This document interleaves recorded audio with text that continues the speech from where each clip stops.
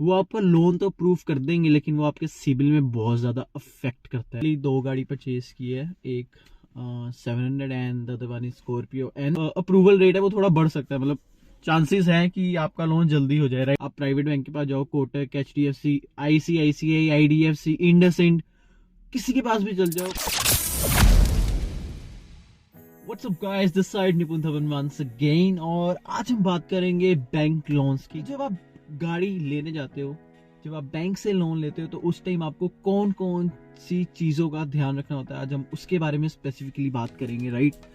क्योंकि ऑलरेडी मैंने रिसेंटली दो गाड़ी परचेज की है, एक 700 and the other one is Scorpio and. तो आपको कौन कौन सी चीज़ों पे ध्यान रखना है गाड़ी लेने के टाइम पे, और जब आप डॉक्यूमेंट्स चेक करते हो लोन अप्लाई करने के टाइम पे, राइट।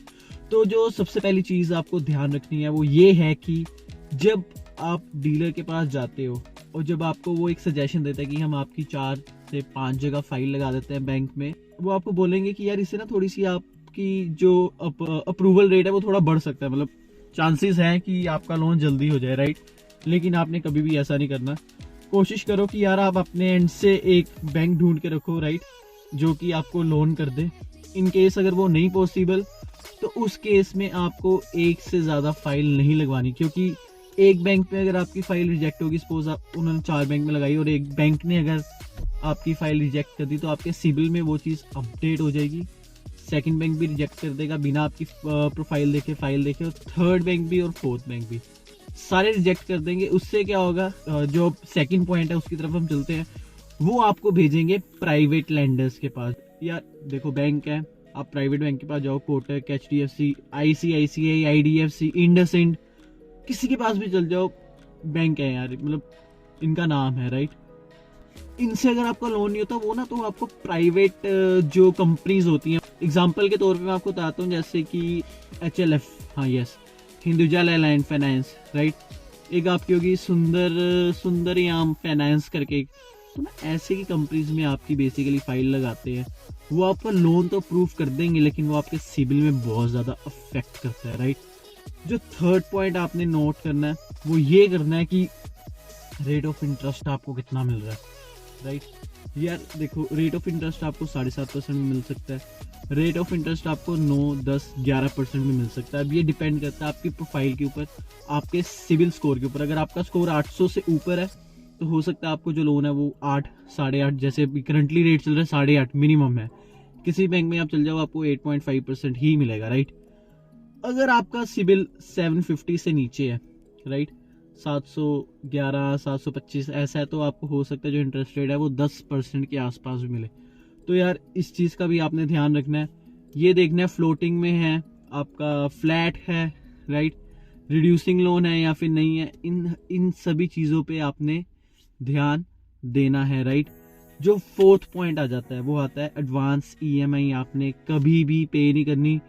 आप जितना यहाँ पे अटल हो सकते हो अटल हो जाओ कि यार मेरे को 1 महीने बाद EMI पे करनी, नहीं तो इवन 2-3 महीने के बाद मेरे को अपनी EMI पे करनी, मेरे को पहले कोई भी EMI पे नहीं करनी, राइट।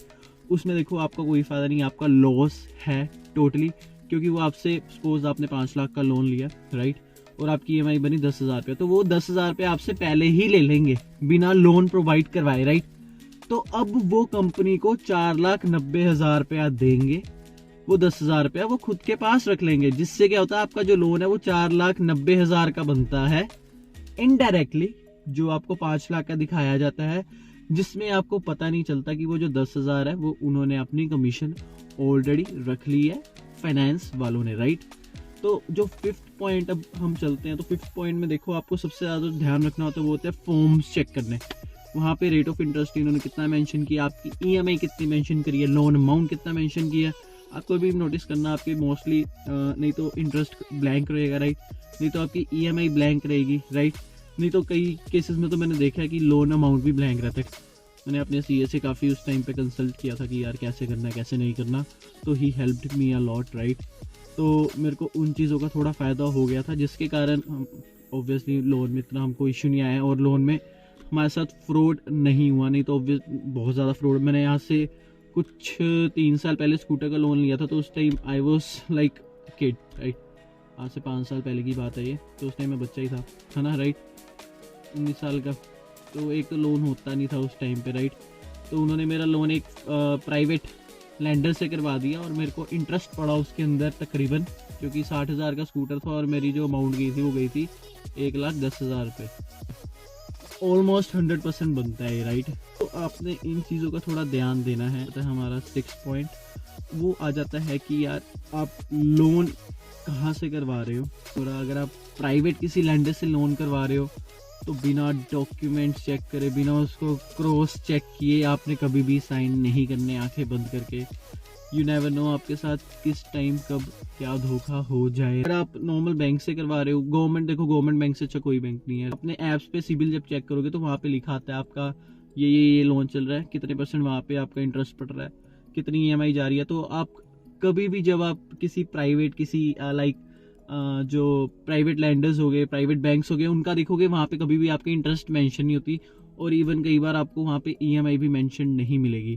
क्यों? क्योंकि वो अप डाउन करते रहते हैं, उनका इंटरेस्ट फिक्स नहीं होता।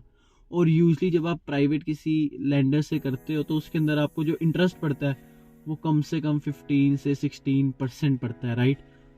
बहुत बहुत ज़्यादा मैसिव अमाउंट है 15-16% गाइस। छोटा अमाउंट सुनने में हमको लगता है यार छोटा है, लेकिन जब आप पूरा अक्यूमुलेट करोगे तो मतलब you will get to know कि मतलब कितनी बड़ी गेम है। जो हमारा 7 पॉइंट आ जाता है वो आ जाता है प्रोसेसिंग फीस, कि कितनी प्रोसेसिंग फीस ले रहे हैं आपसे जो आपको लोन प्रोवाइड करवा रहे हैं।